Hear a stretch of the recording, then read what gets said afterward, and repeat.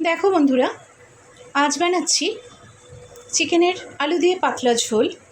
কিন্তু দেখবে চিকেন রান্না করলে তুমি যতই ভালো কষে রান্না করো না কেন, একটা গন্ধ থেকেই যায়। বেশিরভাগই তো ব্রয়লার মুরগি, তো এই জন্য চিকেনগুলোকে আমি 10 মিনিট মতন ভিনেগার মাখিয়ে রেখে দিয়েছিলাম। তারপর সেই চিকেনগুলোকে আগে ভেজে নিয়েছি।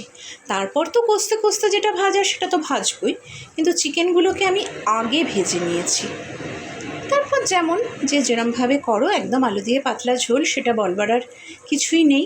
তবে একটা কথা বলি, চিকেন যখন কষবে তখন একটু কাঁচা লঙ্কা চিড়ে দেবে। তাতে কি হয়, কাঁচা লঙ্কার যে একটা সুন্দর ফ্লেভার আছে সেটা আসে, সেটা বেরোয় আর কি। আর একদম নতুনদের জন্য এটা বলছি, আমাদের ছোটোবেলা থেকে একটা কথা শুনে আমরা বড় হয়েছি, মাছ ধুলে মিঠে, মাংস ধুলে শিঁটে। তাই মাংসে সব সময় গরম জল ব্যবহার করবে।